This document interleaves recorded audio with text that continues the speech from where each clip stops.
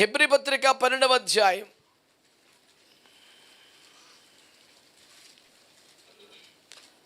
5వ వచనాన్ని చదువుదామా? చాలు ప్రియులారా, ఈ పూట మనము ధ్యానం చేస్తున్న వచనాన్ని కొద్దిసేపు మనము ఆలోచన చేద్దాం.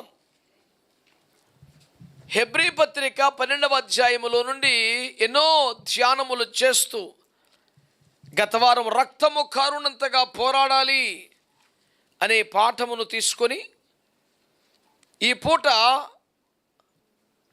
ఒక చక్కని హెచ్చరిక, సూచన, సలహా పరిశుద్ధాత్మ దేవుడి వాక్యలు మనకిస్తున్నారు.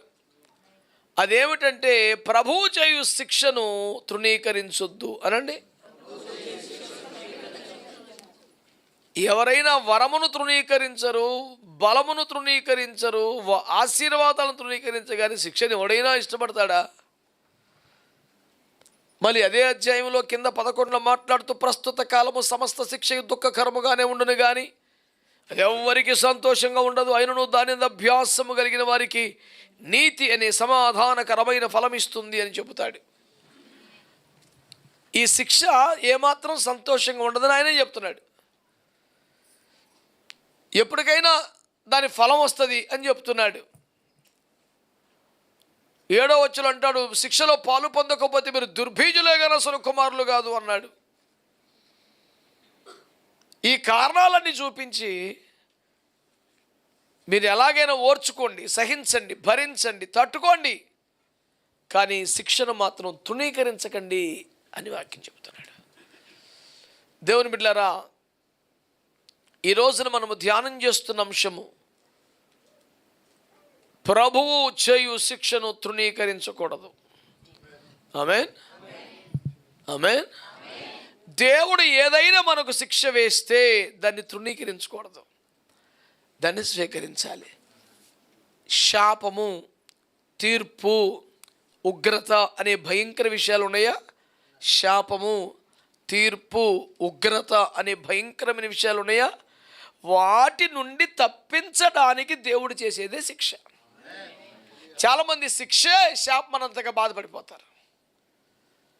ఎందుకంటే నా బతికేదో శాపం ఉన్నట్టుందండి బాబు, నాకు ఏంటండి బాధలండి. ఆ శాపం తప్పడానికే కదా ఈ శిక్ష. ఉదాహరణకి శ్రద్ధగా బుద్ధిగా చదువుకొని మంచి మార్కులు తెచ్చుకోవాల్సిన విద్యార్థి అల్లరి చిల్లరిగా ఆటపాటల్లో ఉంటే మాస్టర్ ఒకటి తగలనిస్తారు. ఆ తగిలింపు దేనికి అంటే సంవత్సరం ఆఖరిలో వచ్చే వెక్కిరింతల పాలయ్యే భయంకరమైన అవమానాన్ని తప్పించడానికి ఇప్పుడు ఒక్కడ తగులుతుంది అన్నమాట. శిక్ష నష్టాన్ని తప్పించడానికి, శిక్ష శాపాన్ని ఆపడానికి, శిక్ష తీర్పు పాలవ్వకుండా కాపాడడానికి. కనుక శిక్షే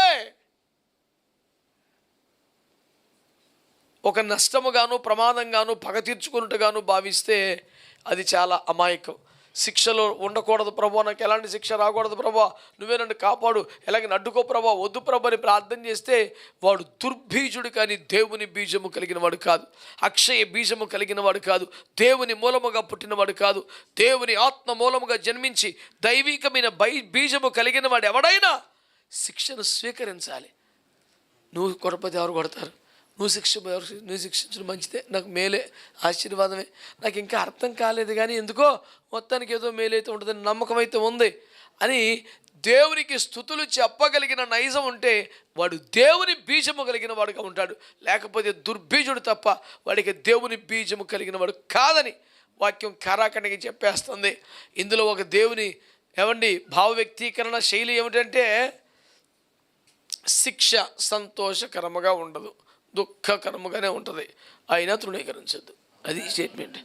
మసిబూసి మారేడికాయ చేసే రకంగా అది యేసయ్య అరచేతిలో వైకుంఠాన్ని చూపించి మెల్లిగా అందులోకి దింపిన తర్వాత మరి తట్టుకో మరి అనే రకంగా యేసయ్య. ఇక్కడ స్థలం కొంటే మీకు ₹1,00,000 అనతి కాలంలో 10 లక్షలు అయిపోతుంది, తప్పకుండా కొనుక్కోమని ప్రచారం చేస్తేనో కొనుక్కున్న తర్వాత మళ్ళీ సంవత్సరం కాదు 10 సంవత్సరాలు కూడా ఆ లక్ష్యం వస్తలేదనుకో. ఇలా జరిగింది. ఆ పేరు చెప్పటం మీడియా నిబంధనల దృష్ట్యా మనకు అనుమతి లేదు కానీ చేశారు అలాగా. విజయవాడ కేంద్రంగా ఆ ఘోరం జరిగింది. ఇక ఇంతకన్నా లీకులు ఇవ్వలేను. జరిగితే వాళ్ళు మీడియా సమావేశం ఏమని చెప్పారంట తెలుసా? నష్టపోయిందని బాధపడుతున్నారు మీరు, లాభం వస్తే మాకేమైనా ఇస్తారా? ఇది ఆ సదరు సంస్థ వారి విచిత్రమైన రెండవ నాలుక. లాభాలు వస్తే మీరు మాకు ఇవ్వరు కదా, నష్టపోతమ్మలు అడుగుతారంటే మీరే భరించని చెప్పి వెళ్ళిపోయారు సింపుల్గా. ఇలాగ అరచేతుల వైకుంఠాన్ని చూపించి త్రిశంకు సర్గలు వదిలేసే దుర్మార్గ వ్యవహారం నా ప్రభు చేయుడు. ఆయన ఏమని చెబుతున్నాడు చూడండి, సమస్త శిక్ష దుఃఖకరంగానే ఉంటుంది, ఎవరికి సంతోషంగా ఉండదు, అయినా కొంచెం ఓర్చుకోండి, దానికి ఒక ఫలం ఉంటుంది, అది దొరుకుద్ది. మీరు ఆ ఫలం మిస్ అవ్వకూడదని నేను చెబుతున్న మాట, శిక్షను మాత్రం తృణీకరించకండి అని. ఇంత సూటిగా చెప్పే అద్భుతమైన బోధకుడు, యథార్థవంతుడు ఎవరు ఉంటారు చెప్పండి? మీరు జాగ్రత్తగా ముందు కట్టించారా పాలసీ, తర్వాత చూసుకుందాం. 60 రోగాలు కవర్ చేస్తే 100 రోగాలు కవర్ చేస్తే దీని మించి ఇన్సూరెన్స్ చేస్తే దేవుని స్తోత్రం. అదేం ఇన్సూరెన్సో యేసు రక్తం వేసే వీడికి వచ్చిన జబ్బుతో పన్నీ వర్తిస్తాయి అంట.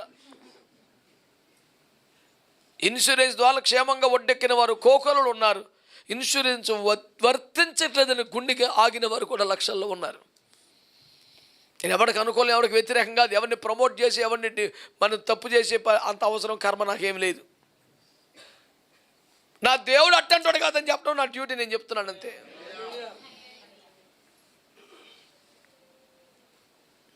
నువ్వు సమస్తమును విడిచి నన్ను వెంబడిస్తే నిన్ను ఆశీర్వదిస్తానని చెప్పి అబ్రాహాముతో మధ్యలో ముంచేయలేదు కదా. నేను నీకు చెప్పిన వాగ్దానం నెరవేర్చు వరకు నిన్ను వీడువనని చెప్పి యాకోబుని వదలలేదు కదా. ఎవరికి చెప్పిన వాగ్దానం అయినా ఆయన విఫలమయ్యాడా? మరి అప్పుడు అన్నాం కుదరట్లేదు కొంచెం అర్థం చేసుకోవాలి అని అన్నాడా? అంటామండి, బోల్డ్ అంటాం, కుదురుతా అలా అనలేదు ఆయన. రాజకీయ నాయకులందరూ అన్నారు.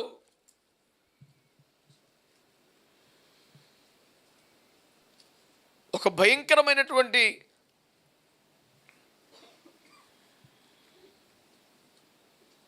ఉదాహరణ చూపించారు.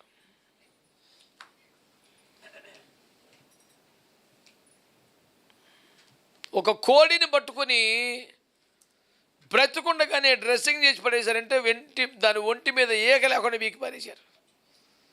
అది బోడిగా బహు బాధతో ఉంటున్నప్పుడు 4 గింజలు దానికి వేస్తే అది ఆ గింజలు వేసినోడి పట్ల కృతజ్ఞతగా చూస్తోందిట. అసలు మొత్తం బీకేసినోడాడు. పేదవాడి పరిస్థితి అలాగే ఉంటుంది. మనమే నాశనం చేసిన, కాలు చేతులు నరికేసిన ఆ టయానికి ఎంత మొత్తం పెడతాడు, మనకే చేయగొడతాడు అనే భ్రమలో రాజకీయ నాయకులని పేదల పాలిట దుర్మార్గ కార్యక్రమాలు చేస్తున్నారు. ఈ దొంగాట్లు ఎంతో కాలం సాగవు. యేసయ్య రాజ్యం రాబోతుంది, నీతి రాజ్యం రాబోతుంది. మీ ఆట ఎంతో కాలం ఉండదు. అదే పార్టీ అయినా యేసు రక్తం ఏం చేయి. నా యేసు రాజ్యం అందమైన రాజ్యం, అందులో నేను ఉంటానని చెప్పేసి భక్తులు పాటతో ఏకీభవిస్తూ అదే మన సుందర స్వప్నమని, అందులో కేవలం పాలుపోయిన రేంజ్యం కాదని, పరిపాలించే స్థాయిలో ఖచ్చితంగా ఉంటామని ధైర్యంగా విశ్వాసంగా ప్రకటిస్తున్నాను. ఒక్కదాన్ని 10 తలాంతులు చేసిన వాడికి 10 పట్టణాలు ఇచ్చాడంట, 5 చేసి 5 పట్టణాలు ఇచ్చాడంట. రాబో కాలంలో యేసుతో కూడా మనము ఏలుతాం. మనము సహించిన వారమైతే దేవునితో కూడా ఏలుబడి చేస్తాం. ఏమండి, మహాసభలు వచ్చిన కొంతమంది చూసుకుని ఇదిగో వాళ్ళు బ్రతికింపబడిన వారై 50 ఏళ్ళు మనుష్య కుమారునితో పాటు రాజ్యము చేసి పరివాక్యం కనబడతా ఉంది. కాబట్టి మనం పరిపాలితుల జాబితాలో కాదు, పాలకుల జాబితాలో ఉండే ఒకరోజు ఎంతో దూరంగా లేదు. అన్నిటి అంతము సమీపించింది. కాలము సంకుచితమైంది, పరిస్థితులన్నీ అద్భుతంగా మారిపోతున్నాయి. ప్రపంచంలో వెలుపటి చూపు చూసే వాళ్ళకి ఏమవుతుందంటే, పోయిన రోజులే మంచివండి, వచ్చే రోజులన్నీ పాపిష్టమండి, దుర్దినములు ఘోరమండి. ఈ ట్రాజడీ సీనే ఉంటుంది ఇప్పుడు. కానీ బైబిల్ బాగా ఎరిగినోడు చెప్పనా, ప్రపంచం ఒక భయంకరమైన శాపగ్రస్తమైన పరిస్థితిలో నుంచి రోజు రోజుకు ఒక రసరమ్యమైన ముగింపుకు రాబోతుంది. అంత నాశనం వైపుకి వెళ్ళిపోతుందని ప్రపంచం అంటుంది. కానీ ఒక అద్భుతమైన కమనీయమైన కళ్యాణం వైపు ప్రపంచం దూసుకెళ్తుంది. కళ్యాణమే కమనీయమని, కళ్యాణమే వైభోగమని, కళ్యాణ రాగాలే ఆనంద గానాలని ప్రపంచమంతా సంరంభం చేస్తుంది. దేవుడే పెండ్లి కుమారుడు స్థానంలో కేవలం ఆయన నమ్మినందుకే, నమ్ముకున్న వాళ్ళందరూ పెండ్లి కుమార్తె స్థానంలో పరలోక పట్ట మహిషిగా, పరలోక నారీమణిగా, సుందరిగా, పట్టాభిషక్తురాలిగా భక్తజన సమూహము ఒక మహాగొప్ప వివాహ మహోత్సవంలో సగౌరవ స్థానంలో ఉంటే భూరాజులు మహిమ తెచ్చిపెట్టే ఒక అద్భుత కార్యం జరగబోతుంది.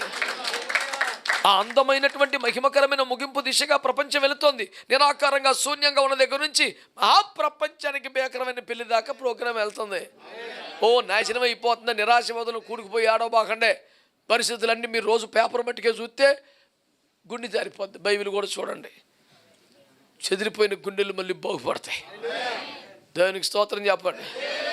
గుండె చెదరిన వారిని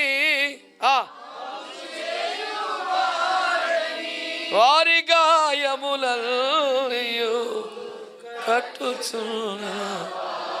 హల్లెలూయా.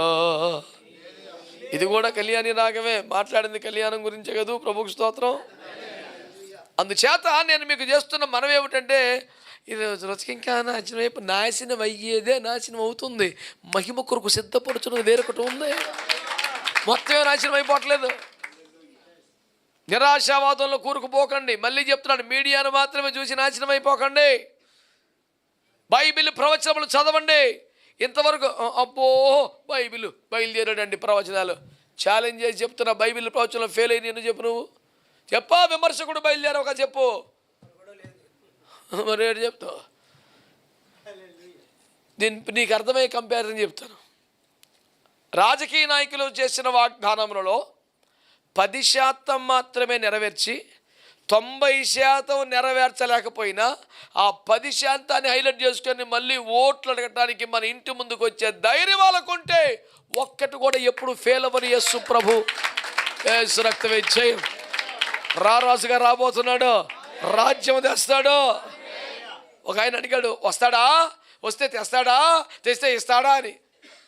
వస్తాడు, తెస్తాడు, ఇస్తాడు. ఇందులో డౌట్ ఏం అక్కర్లేదు.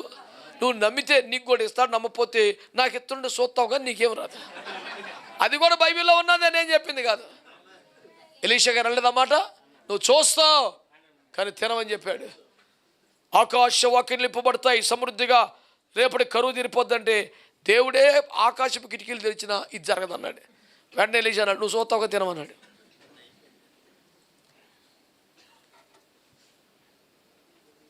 ఎవరు అవిశ్వాసులుగా ఉన్నారో, ఎవరు నమ్మటం లేదో వాళ్ళు మిగిలిపోతారు. నీకే అర్హత లేదో ఏం అక్కర్లేదు, విశ్వసించిన ద్వారానే ఈ మహిమను నువ్వు పాల్పొందు. నిన్న ఆ మహిమకు సిద్ధపరిచేది, ఆ శాపాన్ని తప్పించేది దేవుడు చేయు శిక్ష. దానెట్టి పరిస్థితులు నీకరించకూడదు. ఎందుకే దేవుడు ఎలా చేశాడో సరే చూద్దాం. 119 కీర్తనలో దావీదు మహారాజు ఏమన్నాడు, నీ కట్టడలను అనుసరించినట్లు శ్రమ నొంది ఉండు నాకు మేలు. మా చిన్నతనంలో ఉండే ఒక పాట, దైవజనుడు ఎంత అద్భుతంగా రాశాడు ఆ పాటని. మేము చిన్నప్పుడు అట్లాంటి పాటలు వింటూ పెరిగాం. ఈ గాయాల వలన నాకు పరిశుద్ధత పెరిగింది అన్నాడు. ఎంత మంచి మాట. ఆ మాట చాలా చాలా అద్భుతం. ప్రతి గాయము పరిశుద్ధత పెంచెను. ఎంత గొప్ప మాట అండి. ఒక్కొక్క గాయం పరిశుద్ధత పెంచితే అంటాడు, నీ సిలువను తేటగా గ్రహించితి. ఇప్పుడు అర్థమైంది నాకు సిలువ, అమ్మో అన్నాడు. ఎంత ఆనిముత్యాలు లాంటి మాటలండి. 3 హల్లెలూయాలు 6 స్తోత్రాలు పెట్టుకుంటే పాట అయిపోవటం కాదు. విషయం ప్రధానం. దేవునికి స్తోత్రం కలుగునుగా. సబ్జెక్ట్ ఉండాలి, అందులో సందేశం ఉండాలి, సందేశభరితంగా ఉండాలి. ఏదో స్పీడ్గా పాడేసి గట్టిగా సౌండ్ పెంచేసి ఒక రణగొనతని క్రియేట్ చేసి ఒక ట్రాన్స్లోకి వెళ్ళిపోయి చేసి వాళ్ళు తులిపడిపోయి చేసి బలిచ్చే ముందు మేకపోతే తులిపడినట్టుగా చేసి అయిపోయింది కూటమి అనిపించొద్దు. దేవునికి స్తోత్రం కలుగునుగాక. ఏమంటే 40 కీర్తనలో తనకు స్తోత్ర రూపము కొత్త కీర్తన ప్రభువు నా నోట వచ్చిన అనేకులు దానిని చూసి నీ యందు నమ్మిక ఉంచుదురు. ఒక పాట పాడితే ఒకడికి యేసు మీద నమ్మకం రావాలా. హల్లెలూయా. ఎన్నో ఆనిముత్యాలు గీతాలు వస్తున్నాయి. ఆ కాలంలో అండి అనే రాగాలు తీయక్కల ఈ కాలంలో కూడా చక్కని వేలాది గీతాలు నూతనంగా ప్రభు కొరకు ఆలపించబడుతూనే ఉన్నాయి. దేవునికి స్తోత్రం కలుగునగాక. మన దేశానికి వెళ్ళినప్పుడు సాక్ష్యం విన్నాం. నేను ఆశ్చర్యపోయాను. నాకే అంత ఫీల్ నేనే అనిపించలేదు. ఎప్పుడు వాళ్ళు చెప్పారు సూసైడ్ చేసుకునే పరిస్థితిలో ఏమీ లేని ఎడారిలోన ఆ పాట విని బ్రతకాలని ఆశపడి మళ్ళీ వెనక్కి వచ్చారంట. దేవునికి స్తోత్రం కలుగునగాక. ఈ కాలంలో దేవుడు తన పాటల ద్వారా అద్భుతాలు చేయటం లేదా? ప్రజలను బ్రతికించడం లేదా? దేవునికి స్తోత్రం కలుగునగాక. హల్లెలూయా. నా యందు జాలిపడు దేవా. ఆ పాట ద్వారా తిరిగి వచ్చిన తప్పిపోయిన కుమారుల సాక్ష్యాలు కనీసం 10 నా దగ్గర ఉన్నాయి. తక్కువ అంటే 10 సాక్ష్యాల నా దగ్గర ఉన్నాయి. ఇంకా నేను దేవుని దగ్గరికి వెళ్ళి అర్హత నాకు లేదు, ముఖం చూపించుకోలేను, సిగ్గుతో చచ్చిపోయి అటు సైతాన్ని గడి కాడి కింద బతకలేక దేవుని దగ్గరికి వచ్చే ధైర్యం లేక సొదొమలను మగ్గిపోతున్న పాపిష్టి బ్రతుకుల్లో అనేక మందిని మరలా ప్రభు దగ్గర నడిపించిన ఈనాటి గీతమే నా యందు జాలిపడు దేవా అని మనం ఆరాధిస్తున్న పాట. నిన్ను నమ్మినట్లు నేను, ఎప్పుడో క్రీస్తుపురం పాట కదా, ఈ మధ్య ఎన్నో వేల గుండెలు తెప్పరలు చేసిన పాట అది. నిన్నగాక మొన్న వచ్చిన ఏమైనా చేయగలవు ఎంతోమందిని బ్రతికించిన పాట. ఒక పాటలో సందేశం ఉండాలి, ప్రజల హృదయాలను తాకాలి, ప్రభు దగ్గరికి నడిపించాలి. ఆ కాలం కాదు, ఈ కాలం కాదు. అందుకని నేను యేసన్న గారి పాటలను కానీ రాజబాబాయ్ గారి పాటలను కానీ నేను విశ్లేషణ చేస్తున్నప్పుడు, దాని మీద మాట్లాడుతున్నప్పుడు వారికి అత్యంత సన్నిహితంగా ఉన్న వాళ్ళు నా దగ్గరికి వచ్చి, అన్న మా పాటలు మాకంటే బాగా మీరు చెబుతున్నారు, చాలా సంతోషం అనిపించింది అన్నారు. నేను అన్నాను, మీ పాటలని మీరు అనుకున్నారు, కానీ మేము మా పాటలు అనుకుంటున్నాం, మా యేసయ్య పాటలు అనుకుంటున్నాం, మాకు మీ పాటలని ఫీలింగ్ ఏం లేదని చెప్పాను నేను. స్తోత్రం. హల్లెలూయా, హల్లెలూయా. కాదులేండి అంటే మరి ఆ విధంగా అట్లేమీ లేదు సార్. ఆ భక్తుడికి దేవుడు సార్వత్రిక సంఘం కోసం ఇచ్చారు. నాతో మాట్లాడిన, నన్ను ఆదరించిన, బలపరిచిన మాట ఏదైనా ఉంటే అది ఇంకెన్ని కోట్ల మందికి ఉపయోగపడినా కూడా నేనైతే నా కొరకే రాయబడింది అనుకుంటాను. నేను అలాగే నమ్ముతాను. దేవునికి ప్రభా దైవజనునికి ప్రభావం ఇచ్చిన కృప కొరకు స్తోత్రం, నాకు దీవెనకరంగా ఉండేలాగా వ్రాయించినందుకు స్తోత్రం అని ఆ దైవజనుని బట్టి స్తోత్రాలు చెప్తాను. నేను ఆయన ఎవరో నాకు తెలియపోయినా ముచ్చటేం లేదు. ఆ పాట నన్ను తాకింది, నన్ను బలపరిచింది. నేను దేవునికి థ్యాంక్స్ చెప్తాను. కనుక నీ పాట నా పాట ఏంది? యేసు రక్తమే జయ, ప్రతి నోట ఆయన పాటే, యేసు రక్తమే. హల్లెలూయా. ఆర్ఆర్కే మూర్తి గారు రాశారు, అంతా యేసుమయం, జగమంతా యేసుమయం, ఇక లేనిది ఎక్కడ, మొత్తం ఆయనే అని రాశాడు. అందుచేత దేవుని బిడ్డలారా, నేను చేస్తున్న మనవిని ఆలకించండి. వాళ్ళతో నేను చెప్పిన మాట మీరు మాకన్నా బాగా ఎలా చెప్పగలుగుతున్నారంటే, మీరు బైబిల్లో 150 కీర్తనలు మాత్రమే ధ్యానిస్తున్నారు, నేను ఈ కీర్తనలు కూడా ధ్యానిస్తున్నాను. అందుకే అని చెప్తే వాళ్ళు ఆశ్చర్యపోయారు. నిజమా అంటే, నిజమో కాదో ఆ ధ్యానం వింటే నీకు అర్థమైంది కదా. ఆ దైవజనుడి స్థానంలోకి వెళ్ళి వారి హృదయ భావన అర్థం చేసుకునే ప్రయత్నం చేసి, వారి తీర్మానం బట్టి సవాలు చేయబడి దేవుని మహింపరుస్తున్న కోణం ధ్యానం చేయకుండా ఎట్ట దొరుకుతుంది నాన్న? దేవునికి స్తోత్రం కలుగునగాక. ఎన్నో పాటలు విశ్లేషణ చేశాను కనుక దేవుని మహిమపరుస్తూ ఈ పూట మీకు ఈ సంగతి తీసుకొస్తున్నాను. ఏమిటది? శిక్ష, శాపం తగ్గించడానికి, తీసివేయడానికి, ఉగ్రత నుండి తప్పించడానికి దేవుడు చేస్తున్న మేలు పేరు శిక్ష. అంటే ఉగ్రతను తప్పించుటకును, శాపమును తొలగించుటకును దేవుడు చేయుచున్న మేలు పేరే శిక్ష. నీకు అది అర్థమైతే ₹1 ఇంకా. హల్లెలూయా. ఎప్పుడు సండే స్కూల్ పిల్లలాగా చాక్లెట్ ఇస్తేనే చర్చికి వస్తా, నాకు స్నాక్స్ డబ్బా పెడితేనే స్కూల్కి వెళ్తా అంటే, నువ్వు ఇంకా డబ్బా పాలు బ్యాచ్ నీది. నీకు ఇంత అదే, నీకు అంతగానే అర్థం అవ్వాలా? ఆటుపోటుకు తట్టుకునే రేంజ్కి రావాలా? స్తోత్రం చెప్పొచ్చుగా. హల్లెలూయా. నీకేమన్నా సరైన సరుకు దొరకాలంటే సముద్రం లోపలికి వెళ్ళాలి. ఒడ్డొడ్డు నేరుకుంటే ఇంత బరిగిలు దొరుకుతాయి. నువ్వు కష్టపడితే, రోజంతా తిప్పలు పడితే కూర కొత్తాయి, అంతే కదా. లోపలికి వెళ్తే కొన్ని వేల మంది కూరకు సరిపడా వస్తాయి. నువ్వు వెళ్ళాలి కదా. ఒడ్డొడ్డుని చెప్తే ఎక్కడ ఉంటుంది పని? శిక్ష కక్ష కాదు. ఆమేన్. శిక్ష కక్ష కాదు. దేవుని ఏర్పాటును బట్టి దేవుని బిడ్డలారా, అది మనకు కీడును లేదా ఉగ్రతను లేదా తీర్పును తప్పించే ఒక అద్భుతమైనటువంటి మేలు తప్ప ఇంకేమీ కాదని మీకు జ్ఞాపకం చేస్తున్నాను. అస్సలు ఎట్టి పరిస్థితుల్లో శిక్షను తృణీకరించొద్దు అనండి. ఏమా ఎరా డల్ అయిపోయి అనుకోవటం, శిక్ష అనేప్పటికీ పేనం చచ్చిపోయిందా, మీకేం రాదులే, ఎందుకు టెన్షన్ వేసుకుంటున్నారు? దేవుని కృప, రొట్టెల గంప, పిండి పిసుకు తొట్టి, నూనె బుడ్డి అంటే ఆమేన్, ప్రైజ్ ద లార్డ్, హల్లెలూయా అనగలిగిన స్వరాలు శిక్ష అనేప్పటికీ అయ్య బాబోయ్ మరి గబుక్కున నోటితో పలకూడదండి అయ్యగారు, మీరు అన్నీ చెప్పమంటారు కానండి. నీ సిద్ధాంతం పండిపోను. ఏం కాదు, ఏం కాదు. ఉగ్రత తప్పించడానికి, శాపాన్ని తొలగించడానికి దేవుడు నాకు చేసే మేలు శిక్షించటం. ఆ రోజు ఆ దెబ్బ కొట్టుండకపోతే, గోబలు వాయించుండకపోతే నేను ఏమైపోదునో అని అవగాహన నీకు మెల్లిగా వచ్చింది. ముందే వచ్చేస్తే బెటరు. ముందు ఎప్పుడు వస్తే తెలుసా? ఆయన మంచితనం మీకు నమ్మకం ఉంటే, ఆయన కీడు చేయడు, ఆయన మోసం చేయడు, ఆయన నాశనం చేయడు, నాకేదో తప్పించడానికి చేశాడు. ఆయన మంచితనం మీద నమ్మకం ఉంటే నీకు నాలెడ్జ్ లేకపోయినా పర్లేదు, విపరీతమైన జ్ఞానం లేకపోయినా పర్లేదు. ఆయన సమస్య లేదు, ఆయన చెడ్డోడు కాదు, ఆయన అలా చేయడు, ఆయన అలా చేయడు. ఆ మాత్రం నమ్మకం ఉందా నీకు ఆయన మీద? అది చాలు. కూర్చొని శ్రమ ఎందుకు వచ్చింది, ఉగ్రత, తీర్పో, ఇంత విశ్లేషణ చేసే కెపాసిటీ లేకపోయినా ఆయన అయితే మంచి తండ్రి. ఈ మాట కూడా మీకు చెప్పాను, అది గుర్తులేదు. సుమారు 96-97 సంవత్సరం రాజమండ్రిలో ఒక యవ్వన సేవకుడు, నేను సేవకు వచ్చిన కొత్త, నాకు తెలుసు నాన్న నీవు మంచి వాడవు నాన్న, నానా యేసు నాన్న, నానా యేసు నాన్న. పాట ఎంత సింపుల్గా ఉంది. అతను పాడుతుంటే అప్రయత్నంగా కన్నీరు వచ్చాయి.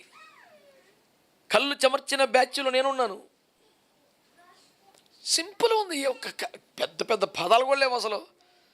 నాకు తెలుసు నాన్న నీవు మంచి వాడవు నాన్న. ఇప్పుడు 96-97 ఇప్పుడు గుర్తుంది ఇంకా నాకు. అయితే గత 2 సంవత్సరాల క్రితం ఒక దైవజనుడు మా ఇంటికి వచ్చాడు. మాట ముచ్చట కష్టం సుఖం మాట్లాడుతూ ఉన్న స్థితిలో పాటలు, ఆరాధనలు, ఈ చర్చ నడుస్తుంది మా ఇద్దరి మధ్యలో. అప్పుడు ఒక 20 ఏళ్ళ క్రితం ఒక అబ్బాయి, 12 కుర్రాడు, నాకు తెలుసు నాన్న అని, భలే ఉందాయా అసలు. ఎంత సింపుల్గా చిన్న చిన్న పదాలు భలే ఉందా ఏంటి. ఆ వ్యక్తి నిలబడి చేతులు కట్టుకుని, అయ్యా పాట నేనే సార్ పాడి. నాకు ఎంత ఆశ్చర్యము, సంతోషం. అయ్యా నువ్వటయా అంటే, అవునయ్య గారు. మరి ఏటా అంటే, అప్పుడు బక్కగా ఉండయ్య గారు, దేవుడు కొంచెం ఆశీర్వదించాడు. అమ్మమ్మమ్మమ్మ నీ ఆశీర్వాదం నన్ను కన్ఫ్యూజన్లో పడేసింది కదరా, నువ్వు ఎవరో అనుకుంటున్నాను అబ్బాయి అంటే. ఎంత సంతోషం అయిపోయిందంటే, ఒక లైను, ఆయన మంచోడు అన్న నమ్మకం మనకు ఉంటే పెద్ద నాలెడ్జ్ లేకపోయినా పని అవుతుంది.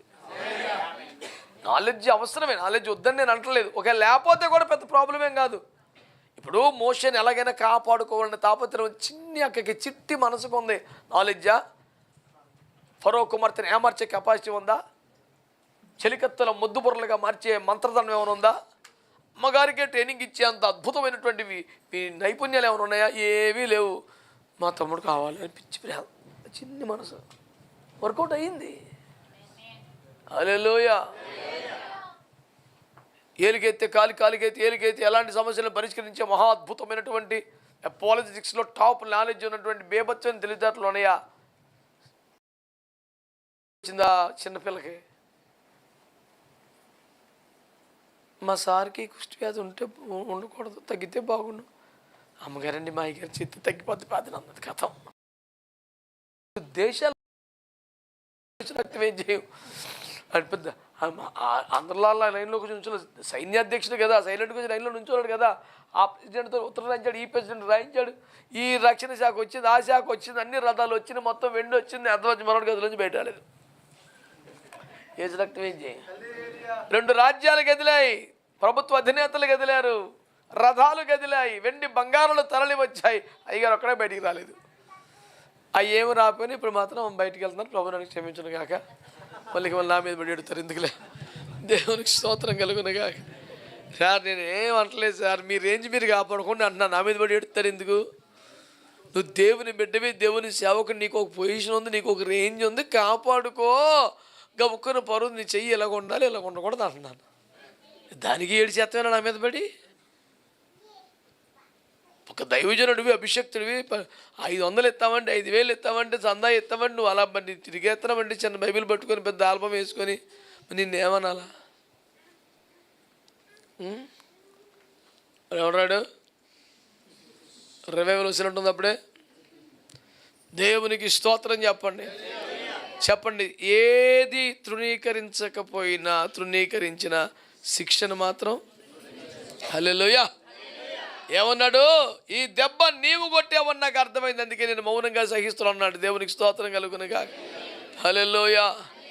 ఈ దెబ్బ నువ్వు కొట్టింది, శత్రువు కొడితే నీకు చెప్పుకుండా నువ్వే కొట్టావు, నాకు అర్థమైంది.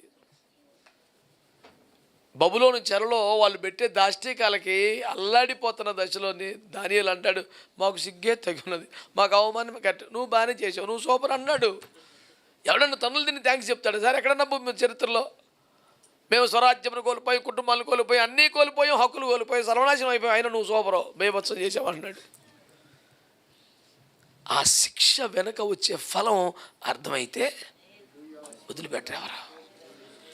ఏదైనా తోటలోంచి బయటికి గెంటేసి మన లోపలికి వచ్చాడు, పండు తినేస్తాడని కంచేస్తున్నప్పుడు, కారుని హృదయమా నీవింత కఠినమైతివా, నీవేనా తోటల నుంచి గంటి వేయించుంటివి, కంచె వేయించుంటివి, నేను ఇది నమ్మలేకున్నాను, నేను గిల్లి చూసుకున్నాను, ఇది నాకు గోచరం ఒకటి లేదంటే, నువ్వు ఆ రకంగా మళ్ళీ వచ్చే పండు తినేస్తే పాపంలో పడిపోయావు, మరణంలోకి వెళ్ళిపోయావు. ఆ పండు తింటే శాశ్వత మరణం అయిపోద్ది, ఇంక ఎప్పటికీ రావు.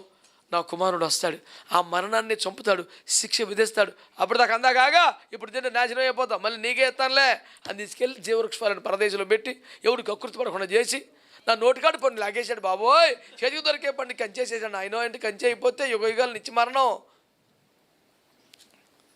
ఆయన దూరం చేస్తున్నవి కూడా నీకు శాశ్వత దూరం అవ్వకూడదని, ఆయన అడ్డుపడుతున్నవి నువ్వు దూరం అయిపోకూడదని. ఆయన ప్రేమ అర్థమైతే శిక్షను కూడా ఒక వరంగానే యాక్సెప్ట్ చేస్తావు. లేకపోతే ఎందుకు ఇలా చేసావు, ఇది న్యాయమా, ఇవే వస్తాయి. ఎప్పుడు ఇదే మనకు అలాగుండదు. చెరలోనైనా పాడుతా అట్లుంటుంది మూమెంట్. కష్టాలు కలిగిన ఏం చెప్తలేదేట్రా, సోది పాటలే పాడు ప్రభు యేసునే. ఇది మా బ్యాచ్ వాళ్ళు ఎవరు లేనట్టున్నారు ఎట్రా, అన్ని కొత్త కొత్త వాళ్ళు వచ్చేసారు చర్చికి. దేవునికి స్తోత్రం కలుగును. మేము అప్పుడు వాళ్ళు సదా స్తుతింతు యేసు రక్షక, యేసు రక్షక, నిన్నే స్తుతింతు రక్షక, నిన్నే స్తుతింతు రక్షక, సదా స్తుతింతు యేసు రక్షక.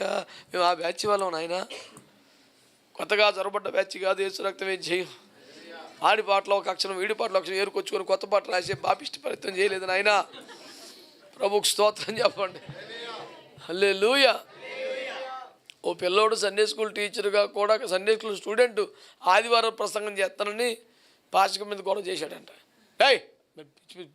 కుజా ఏంటదే సండే స్కూల్ వాక్యాలు అప్పచెప్పే వయసులో ఆదివారం ప్రసంగం చేస్తానంటావండి అని పాస్టర్ గారు కోపడితే వాళ్ళ అమ్మ, ఎందుకు ఇవ్వకూడదు, ఎప్పుడు మీరేనండి ఇవ్వండి మా ఓడికి అందంట. ఆడు చిన్నపిల్లోడు, సంఘంలో అంతకన్నా దశంభాగం ఎత్తుందంట. ఈ అయ్యగారు సాలపడిపోయాడు. ఏంటి మాట్లాడపోదు కూర్చో అయ్యి బాబాయ్, అలా చర్చి మానేస్తారు కదా. చర్చి మానేస్తే అయ్యి బాబాయ్ కానుక, అయ్యి బాబాయ్ అనలే ఇలా క్లాస్కి అలాగంటారా సిస్టర్ గారు? సరే మాట్లాడమనండి. ఎందుకంటే ఆ రోజు ఆరాధన న్యాయం అయిపోయినా పర్లేదు, కానీ మరి స్తోత్రం కవర్ మిస్ అవ్వకూడదు కదా. నీకు మళ్ళీ ఫార్ములా ఇచ్చేస్తే ఆ బుడ్డోడు నిలబడి, విత్తువాడు విత్తనములు విత్తుచున్నాడు, కొన్ని త్రోవ పక్కన పడ్డాయి, కొన్ని మంచాల పడ్డాయి, ఆ గింజలన్నీ పోగు చేస్తే 12 గంపలు అయిన అన్నాడు. ఈ విత్తనాలు ఎక్కడి, ఆ గింజలు ఎక్కడిరా? ఎప్పుడు పెడతాడు చెప్తే అట్టు ఉంటుంది బాధ. దానికి పిలుపు, ఏర్పాటు, ప్రత్యక్షత ఏముండి సావదా అని మిగిలిపోయిన పక్కన పడిపోయిన గింజలే 12 గంపలైతే అది ఎన్ని బస్తాలు వేసాడు గింజలు. ఆడికి ఆ తెలివి కూడా లేదు, చిన్నపిల్లాడు కనుక వాడిదేం తప్పులేదు. 100% తప్పు అంతా వాళ్ళ అమ్మదే. ఆడు ఎగురుతుంటే 2 జరిసి నోరముసుకొచ్చాయి. ఏమనుకున్నావు? దేవుని సన్నిధి దైవజనుడి స్థానంలో మాట్లాడు కుజా నిన్న చెప్పిన వాక్యాలు వచ్చినాయా? కంట తప్ప చెప్పు వాకాళ్ళే. ఆ రకం కాదు. నేను కవర్ ఎత్తున్నానుగా, నువ్వు ఛాన్సీ అంటే ఇచ్చాడు.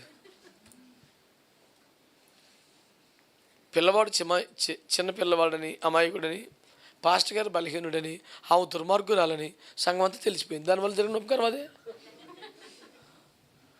పాపం పిల్లవాడు చిన్నోడు అమాయకుడు అని అందరూ పెద్ద వివాదం ఏముంటుంది?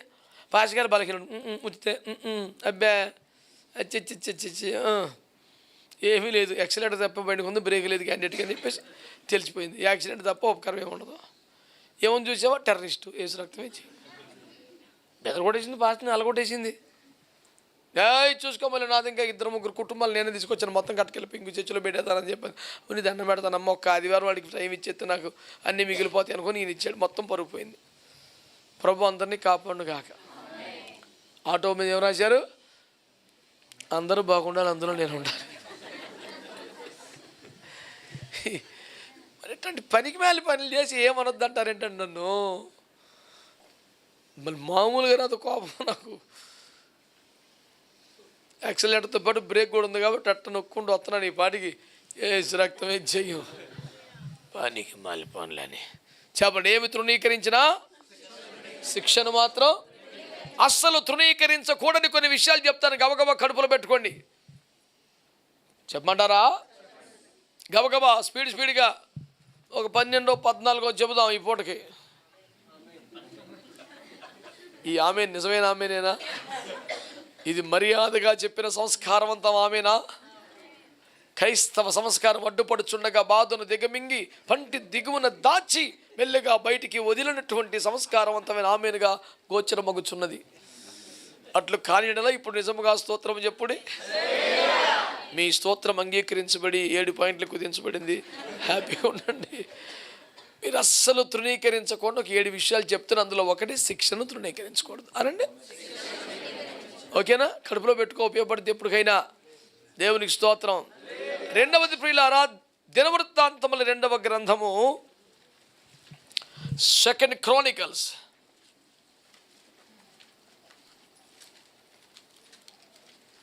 36వ అధ్యాయం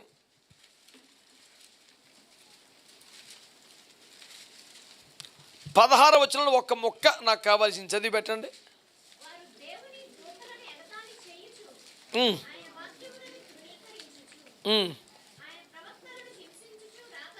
చాలు. ఇవాళ ఈ బిడ్డ స్వరం ఎక్కడ వినపడలేదేనో చూస్తున్నాను. ఎక్కడ ఉన్నావమ్మా? కనపడతలేదు. నీ పేనానికి స్తంభానికి అడ్డు కూర్చుని ఎక్కడ కనపడతావురా? దేవునికి స్తోత్రం. హల్లెలూయా. ఫోన్లే పెట్ట కొంచెం కోత ఘనం. సంతోషించాం. అందులో ఈ పూట మనము తీసుకోవలసిన వాక్యం ఏమిటంటే, వారు దేవదూతలను ఎగతాళి చేస్తారు, ఎన్ని వదిలేయి వారు వాక్యమును తృణీకరించచ్చు. చూడండి ఏమన్నాడు అక్కడ? చెప్పండి. కిస్మిస్ పండగ అంటే కిస్మిస్ అందులో లేనిదే వాక్యం. ఇటు పండగ మండిపోనని కొరియోగ్రఫీలు ఉన్నాయట, స్కిట్స్ ఉన్నాయట. ఒక పెద్ద సాంఘిక నాటకమే. ఎవరెక్కడ? అందరు ఎక్కడే చెప్పరేంటి అన్నాను. ఆడి పాత్ర ఏ రోజు పాత్ర అంట. ఆడికి ఇచ్చిన డైలాగ్ గంటకోసారి వస్తాం ఎవరక్కడ అంటాడు. ఆడి పాత్రదే ఇంకాడికి ఏట్లేదు. నాకేంటి తెలుసు ఇవన్నీ. నేను ఆడి పద్దాకు వచ్చి ఎవరికన్నా అందరు ఎక్కడ ఏంటి చెప్పరా అన్నాను. ఊరుకుండా అయ్యారు. అలా కాదు, నాకు ఇచ్చిన డైలాగ్ అది. మరి ఆడి స్క్రిప్ట్ మనకు తెలియదు కదా. గడికోసారి వచ్చి ఎవరక్కడండి ఎవరు పద్దాకు ఏట్రా అందరూ ఇక్కడే ఉన్నావు, నీకు ఏటు కావాలి చెప్పండి. ఊరుకుండా అయ్యారు. నాకు ఇచ్చిన డైలాగ్ అది ఒకటే. ఆడు మధ్యలో వచ్చి ఎవరు అక్కడ అనాలంట. ఆ డైలాగ్ అది. ఆడు రాసినోడు ఎవడో అంత మంచి కళాకారుడు.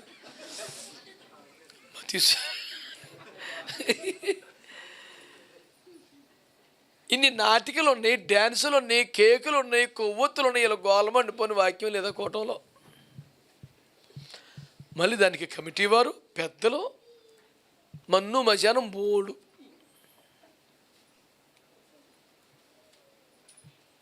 ఇప్పుడు యూదులు ఏమంటారు? వాక్యం అంటేనే మేమంటేనే వాక్యం, లేఖనం మావోయే, ధర్మశాస్త్రం మాదే, వాగ్దానాలు మాదే, యేసు ప్రభు కూడా మావోడే, ఇన్ని చెప్తారు కదా.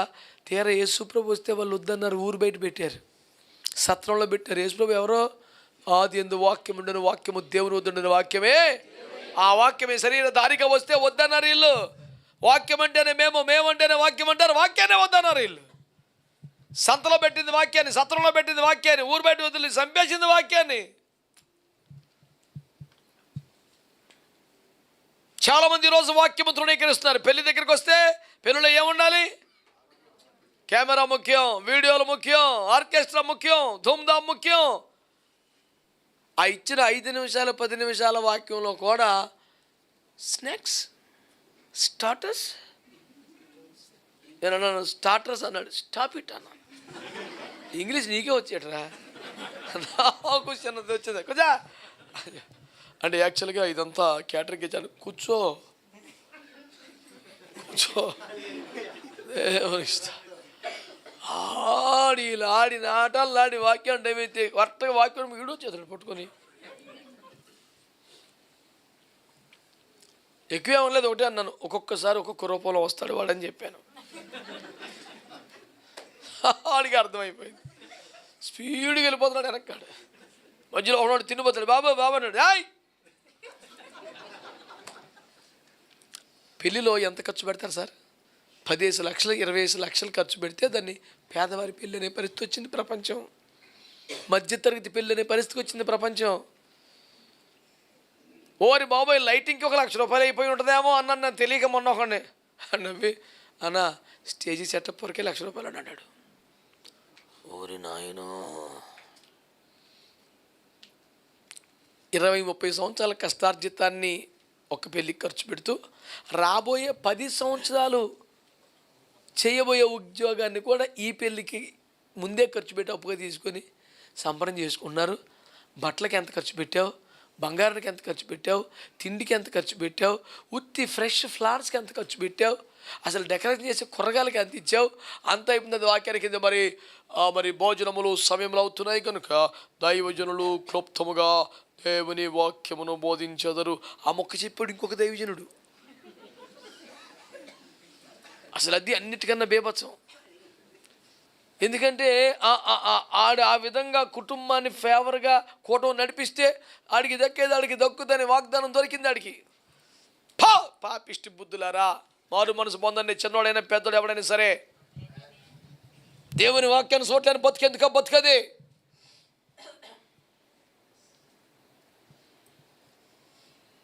మరి వాక్యాన్ని తృణీకరిస్తున్నారండి. ఏం బతకండి క్రైస్తవ జీవితం అయితే? వాడు క్రైస్తవేతరుడు అయితే, వాక్యం పట్ల ఆ గౌరవం లేని వాడైతే వాడికి అక్కర్లేదంటే మీ పెళ్ళికి వచ్చాం, ఏదో ఆ దంపతులను చూసేసి ఎంతో కొంత చేతిలో పెట్టేసి 2 మెతుకులు తినేసి వెళ్ళిపోతాం, ఇవన్నీ మాకెందుకంటాడు? తప్పులేదు, కరెక్టే.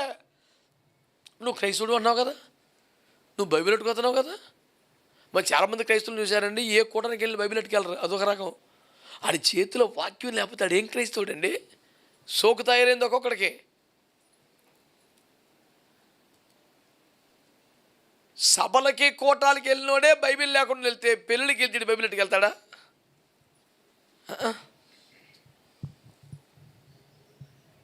క్రైస్తవుడు ఏ కార్యక్రమానికి వెళ్ళినా, పెళ్ళి అయిన గృహప్రవేశమైన చివరికి భూస్థాపనకి వెళ్ళినా చేతిలో బైబిల్ ఉండిపోతాడు. క్రైస్తవుడు కాదు, క్రైస్తవుడు కాదు. తెలివైన మాటలు డైలాగులు కొడతాక బయలుదేరావు, రోడ్డు ఎక్కేసి బైబిల్ పట్టుగా ముందో అతను ఆముషి వచ్చేసింది అంటారు. బైబిల్ నీకు బైబిల్ బరువు అయిపోయిందా? లేకపోతే నిన్ను బతికించేది అది. నీకు బైబిల్ బరువు అయిపోయిందా? మారు మనసు లేని నామకార్థ క్రైస్తవుడా, నీకు మారు మనసు తగిన ఫలం ఏంటంటే బైబిల్ పట్టుకుని తిరగటమే. ఆ ఫలం ఫలించి ఫస్ట్ వెళ్ళి ఏదో మాట్లాడావు మాటలు. కానీ ఏం తృణీకరిస్తారు వీళ్ళు? వాక్యాన్ని తృణీకరించొద్దు. వాక్యానికి పెద్దపీట వేయండి, వాక్యానికి అవకాశం ఇవ్వండి, వాక్యాన్ని చదవండి, వాక్యం ధ్యానించండి, వాక్యాన్ని వినండి. క్యాలెండర్లో తారీఖు దగ్గర ఏలు పెట్టుకొని ఆ ఒక్క మొక్క చదివి ఆ రోజు వాక్య పఠనం అయిపోయిందనే దుస్థితి నుండి బయట పడండి. అంత కరువులో బతకొద్దు, సమృద్ధిలోకి రా.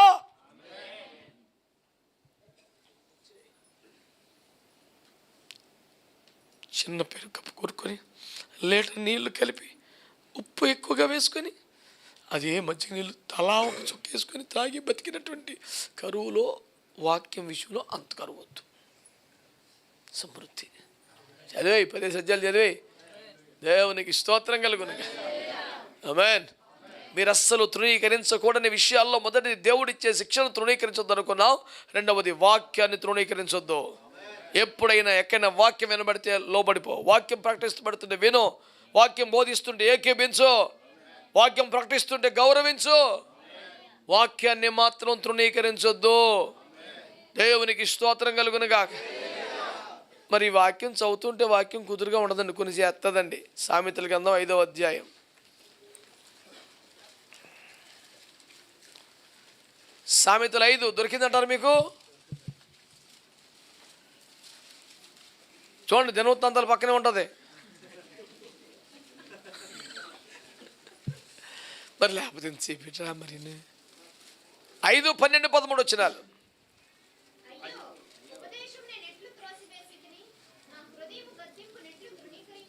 చూసారంటే వీళ్ళు ఏం తృణీకరించారంట? ఉపదేశం. వాక్యం వేరు, ఉపదేశం వేరు. వాక్యం అనేది ఒక మూలధనం, ముడి సరుకు. దాన్ని నీకు అన్వయించి విధానాలు, పద్ధతులు, సూత్రాలు వ్యవహారంగా చక్కగా విరిచి వడ్డిస్తే ఉపదేశం. అర్థమవుతుందా? వాక్యానికి వేరుగా భిన్నంగా ఉంటుందని చెప్పట్లేదు. వాక్యంలో నుంచే. వాక్యానికి దానికి సంబంధం లేదు అంటలేదు కదా నేను. ఆ ఉపదేశం కఠినంగా ఉంటుంది, ఉపదేశం ఇబ్బందిగా ఉంటుంది. అయ్యో ఇది ఎట్టి మాట, ఇది కఠినముగా ఉన్నది కనుక మేము దీన్ని స్వీకరించలేమని అనేక శిష్యులే పారిపోయారని యోహాను సువార్త 6వ అధ్యాయంలో రాయబడింది కదా. ఇంతకాలకి ఏంటి కఠినంగా ఉందంటే బాధ అంతే. అయ్యో నేను ఉపదేశం ఎట్లు త్రోసివేస్తుంది, నా హృదయం చేసే గత్యం తప్పు, అలా అనకూడదు, తప్పు అలా చేయకూడదని హృదయం చెప్పుతుంటే కూడా ముండికేసాడంట. గద్దింపుని ఎప్పుడు నిర్లక్ష్యం చేయొద్దు. ఒక చూపు చూస్తున్నావు, ఒక మాట మాట్లాడుతున్నావు, అనవసరంగా స్పర్శ కష్టపడుతున్నావు, ఏదో కోరుతున్నావు, నీ మనసు గద్దిస్తుంది. తప్పు. వద్దు వద్దు. గద్దింపును తృణీకరించొద్దు. తల్లిదండ్రుల గద్దింపును కానీ, బంధుమిత్రుల గద్దింపును కానీ, మనస్సాక్షి గద్దింపును కానీ త్రోసివేయకూడదు. ఉపదేశమును త్రోసివేస్తే, గద్దింపును నిర్లక్ష్యం చేస్తే ప్రమాదం. ఆదికాండం 4:7 ఏమన్నాడు? నానా ఎందుకలా ముఖం పెట్టుకున్నావు? నువ్వు సత్క్రియ చేస్తే తల ఎత్తుకోవా? నువ్వు అలా మొండిగా ఉంటే వాకిట పాపం ఉన్నది, జాగ్రత్త అని చెప్పాడు. ఎలా ఎదురుకెళ్ళాడు, పాపంలో పడిపోయాడు. వెనక్కి వచ్చుంటే, అక్కడ ఆగి ఉంటే కనీసం ఆ పాపంలో పడకుండేవాడు. వద్దు నాన్న, బయటికి వెళ్ళొద్దురా, వద్దు, వాకిట పాపం పొంచి ఉంది, వద్దు. ఆయన మాట లక్ష్య పెట్టుకుని ఎదురుకెళ్ళిపోయాడు, పడిపోయాడు. ఎంత నాశనానికి కారకుడు అయ్యాడు. ఆ తర్వాత అయ్యో నా దోష శిక్షణను భరించలేనంత గొప్పదని ఏడుస్తున్నాడు. ఏం ఉపయోగం? అంచేత దేవుని వాక్యాన్ని అంగీకరించి ఆలకించి ఓ శ్రేష్టమైన తీర్మానానికి రావాల్సిన సమయం ఇది. నువ్వు గద్దింపును, హెచ్చరికను చెప్పండి, అస్సలు తృణీకరించకూడదు. ప్రభు నామానికి స్తోత్రం చెప్పండి. హల్లెలూయా. మరొక మాట మీకు జ్ఞాపకం చేయనా? శబాష్. కీర్తనలో 50:17. ఇప్పటికి 3 మాటలు చెప్పేశాను. మీరు 7 మాటలా బాబోయ్ అనుకున్నారు. అప్పుడే 3 అయిపోయినాయి. ఎందుకు నువ్వు పద్దాక చర్చికి వస్తున్నావు, బైబిల్ చదువుతున్నావు, ఎందుకు ఇవన్నీ? నీకేమి ఇష్టం లేదు? దేవుడు ఇష్టం లేదా? వాక్యం ఇష్టం లేదా? ఇష్టమే.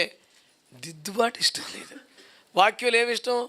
వాగ్దానాలు ఇష్టం, ఆశీర్వాదాలు ఇష్టం. వాగ్దాన సందేశం కుప్పలు తొడతొక్కడు వచ్చి పడిపోతారు జనం, వేల మంది. చూడండి, కొంచెం సర్దుకోండి, కొంచెం ముందుకు రండి, కొంచెం జరగండి, ఎంత అలవాడు. ఎందుకంటే వాగ్దానం కోటం. అదే దిద్దుబాటు కోటం అయితే అయ్యి వ్యానం తీసేస్తాడు. ఇప్పుడు బాబోయ్, వాడికి యేసయ్య అంటే ఇష్టం, సన్నిధి అంటే ఇష్టం, పాటలు ఇష్టం, ఆరాధన ఇష్టం, వాగ్దాన సందేశం ఇష్టం. వాడికి ఇబ్బందల్లా దిద్దుబాటు ఒకటే. పాస్టర్ గారు దిద్దుబాటు గురించి పద్దాకు వదిలేస్తే చర్చి డెవలప్ అయిపోతుంది సార్. ఇంతకాలం నుంచి చేస్తున్నారు. సంఘం డెవలప్ అవ్వాలంటే కొన్ని అమెండ్మెంట్స్ చేయాలి మీరు అన్నాడు. ఏటా అన్నాడు? దిద్దుబాటు తీసేయమన్నాడు. అది ఇప్పుడు సంఘాభివృద్ధా, సాతాను శాఖాభివృద్ధా? దిద్దుబాటు నీకు అసహ్యం, నేను ఎవడు రమ్మన్నాడు అసలు గుళ్ళకని అడుగుతున్నాడు ఆయన. నా నిబంధన నీ నోట వచించదవేమి, ఎవరు చెప్పనా నేను మానాయి, మళ్ళీ బైబిల్ మాటలు మాట్లాడబాకు. నువ్వేం తృణీకరిస్తున్నావు? ఒకటి, శిక్షను తృణీకరించకూడదు. రెండో, గద్దింపును హెచ్చరికను తృణీకరించకూడదు. వాక్యాన్ని తృణీకరించకూడదు. దిద్దుబాటుని తృణీకరించకూడదు. దేవునికి స్తోత్రం చెప్పండి. లోకాసు వార్త 14వ అధ్యాయం.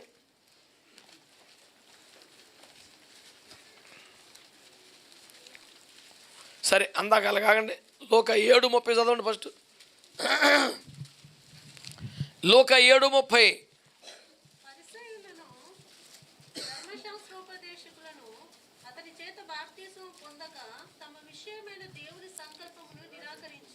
వాళ్ళు బాప్తిస్మను నిరాకరించామనుకున్నారు, కానీ దేవుడు అంటాడు, స్వయంగా యేసుప్రభు అన్నాడు, వారు వద్దన్నది బాప్తిసం కాదురా, తమ విషయములోని దేవుని సంకల్పన వద్దన్నారు అన్నాడు.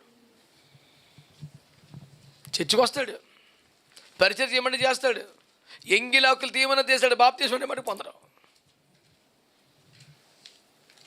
వీడు ఏమంటాడు తెలిసి, ఇంకో కాస్ట్లీ మాట చెప్పనా, నాకు టైం వస్తుంది సార్.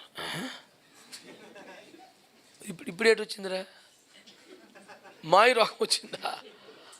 ఎప్పటికైనా టైం వచ్చిందంటే మరి ఇప్పుడు ఏటో వచ్చిందిరా నీకు? ఒక డైలాగ్ వాడుతున్నప్పుడు కొంచెం ఆలోచించాలి కదా. ఈ ప్రపంచంలో మానవుడికి అస్సలు తెలియని విషయం ఏంటంటే టైం.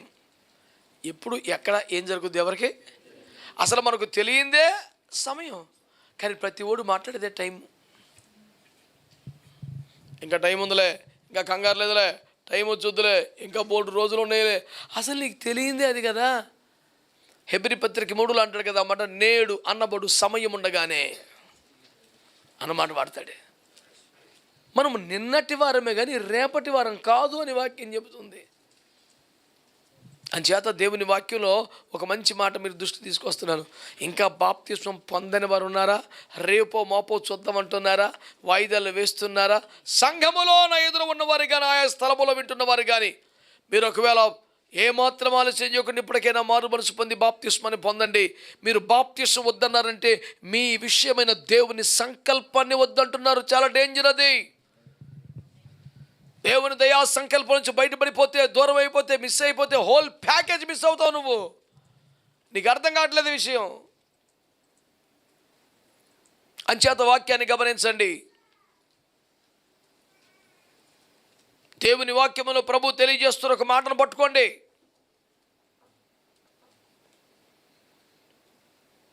ఏదో సింపుల్గా ఏదో ఉద్యోగాల ఆఫర్నో లేకపోతే ఎక్స్చేంజ్ మేళాలో వచ్చిన ఆఫర్ను వద్దన్నది ఈజీగా నువ్వు బాప్తిస్మను వద్దనొద్దు. చాలా నష్టం.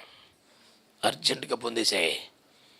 శిక్షను తృణీకరించొద్దు, వాక్యాన్ని తృణీకరించొద్దు, గద్దింపును హెచ్చరికలను తృణీకరించొద్దు, ఏమన్నా దిద్దుబాటును తృణీకరించొద్దు, దేవుని సంకల్పాన్ని తృణీకరించొద్దు. దేవునికి స్తోత్రం చెప్పండి.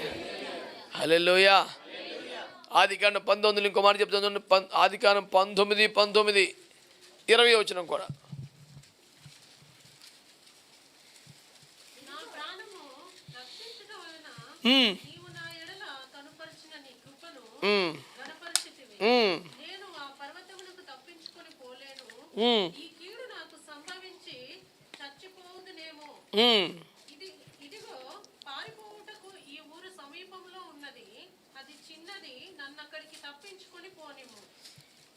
చెప్పండి, ఈ బాబు ఎవరండి? మనకు అందరంత లోతు. ఈ బాబు అంత లోతు ఇంకెవరు లేరండి బాబు. ఏమి లోతు నాయన, గడకరగ దొరకడు మనిషి. అబ్రహం గారు వెళ్ళి యుద్ధం చేసి కోల్పోయిన సమస్తాన్ని తిరిగి తెచ్చినా దొరకలేదు ఈ బాబు. అంతలా మునిగిపోయాడు బాబు. ఎప్పుడు తేల్తాడో నాకు తెలియదు. నీ సొంత తెలివితేటలు, సొంత ఎంపిక ఇదేగా ఇప్పుడు దాకా దరిద్రానికి కారణమైంది. అది దేవుని తోట వలె పచ్చగా కనబడితే ఆహా అనుకుని వెళ్ళావు. అక్కడికి వెళ్ళాక ఆ నీచత్వం అర్థమై ఎంతో బాధపడ్డావు. రోజు దుఃఖపోయి ఇప్పుడు నీకేమన్నా మన సెలక్షన్ కరెక్ట్గా లేదు, మన తెలివితేటలు కరెక్ట్గా లేవు అనిపించాలి కదా. ఇంకొద్దురా సొంత పెత్తనాలు, దేవుడి చిత్తానికి అప్పగించుకుందాం, దేవుడు ఏది చెప్తే చేద్దాం అనుకోవాలి కదా ఇప్పటికే నీడు. అగ్నిలోంచి కాలిపోయే దశలో బలవంతంగా చేతులు పట్టుకొని బయటికి లాక్కొచ్చినా పలానా చోటుకి వెళ్ళిపో అని దేవుడు చెప్తే నేను అక్కడికి వెళ్ళలేను, ఇదైతే కొంచెం అనుకూలంగా ఉంది, ఇక్కడికి వెళ్తానన్నాడు. ఉద్యోగం పీకేసే పరిస్థితిలో కనికరించి ఎక్కడో దగ్గర పోస్టింగ్ ఇస్తామంటే నాకు ఎక్కడే పోస్టింగ్ కావాలంటే నేడు చేయాలా? నువ్వు చేసిన ఎవరికి అసలు ఉద్యోగం లేదు, నీకు బరబర బయటికి లాక్కొచ్చారు. బ్రతుకు జీవుడంటే ఎక్కడ బొమ్మట అక్కడ పోవాలా అంటే బాధపడితే బోధపడిద్ది అంటారు, కానీ ఆ బాబుకి బాధపడ్డా బోధపడలేదు. దుర్మార్గుల కామ వికార చేష్టలు బట్టి ఎంతో నష్టం జరిగింది. అయినా సరే ఆ బాబు ఏమంటున్నాడు, నేను అక్కడికి వెళ్ళలేను, ఇదైతే కొంచెం సులువుగా ఉంటుంది, నేను ఇక్కడికి వెళ్తాను.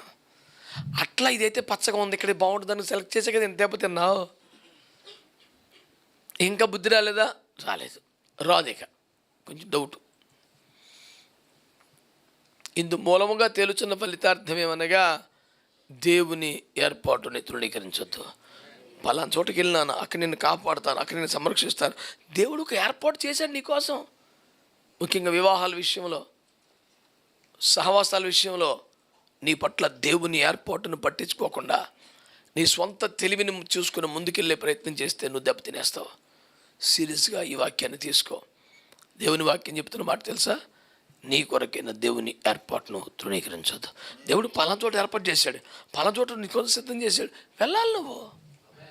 నీ పట్ల దేవుని ఏర్పాటు ఎండిన ఎముకలలో ఏనో నువ్వు వెళ్ళాలి, అక్కడ దేవుడు గొప్ప కార్యం చేస్తాడు. ఆమేన్. ఇక చివరిగా అందరికీ సంతోషం కలిగించే మాట, చివరి మాట, 7వ మాట. హల్లెలూయా. లూకా 14:17-18 వచనాలు.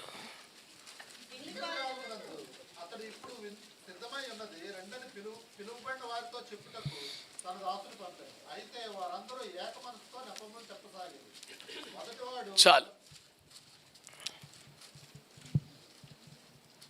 విందును తృణీకరించండి రా, కొంపలట్టుకుపోతే. ఇప్పుడు విందు సిద్ధముగా ఉన్నది కనుక రమ్మని యజమానుడు పిలుస్తున్నాడని చెబితే పనివారు వెళ్ళి మళ్ళీ సాటింపేశారట. ఎప్పటి నుంచో చెప్తున్నారు పలానా రోజున పెళ్ళండి, ఫంక్షన్ అని. విందు సిద్ధమయ్యాక కూడా మరోసారి పంపాడు అందరి దగ్గరికి, ఇప్పుడు విందు సిద్ధంగా ఉంది, దయచేసి రండి అని. వాళ్ళు ఏక మనసుతో నేపములు చెప్తున్నారంట. ఒకడేం పొలం కొనాలంట, ఒకడేం ఎడ్లు కొనాలంటాడు, ఒకడేం పెళ్లి చేసుకుని ఏదో ఒకటి మాట్లాడుతున్నాడు. ఈరోజు నా దేవుని వాక్యం చెబుతుంది, శ్రద్ధకి మాట విను. వాక్యంలో రాయబడిన మాట, దేవుని పిలుపును తృణీకరించుతావు. కోట్లాది మందిలో నిన్ను కోరుకున్నాడు, నిన్ను ఆహ్వానిస్తున్నాడు, రక్షణ పొందడానికి పిలుస్తున్నాడు, ఆత్మతో నింపబడ్డానికి పిలుస్తున్నాడు, సాక్షిగా ఉండటానికి పిలుస్తున్నాడు, దేవుని రాజ్యం అనే కాడి మొయ్యటానికి పిలుస్తున్నాడు. ఆయన పిలుపును తృణీకరించొద్దు. 7 విషయాలు చెప్పండి. శిక్షను తృణీకరించొద్దు, వాక్యమును తృణీకరించొద్దు, ఉపదేశాన్ని లేదు ఉపదేశము గద్దింపు హెచ్చరిక తృణీకరించొద్దు, దిద్దుబాటును తృణీకరించొద్దు, సంకల్పం తృణీకరించొద్దు, దేవుని ఏర్పాటును తృణీకరించొద్దు, చివరిగా పిలుపును తృణీకరించొద్దు. మీరు అస్సలు తృణీకరించుకోండి. 7 విషయాలు మీ ముందు పెట్టాను, ధ్యానం చేయండి, జాగ్రత్త పడండి, వాటిని మీ ముందుకు రప్పించినప్పుడు స్వీకరించండి, ఆశీర్వదించబడండి. దేవుడు మహిమ కలుగునుగాక.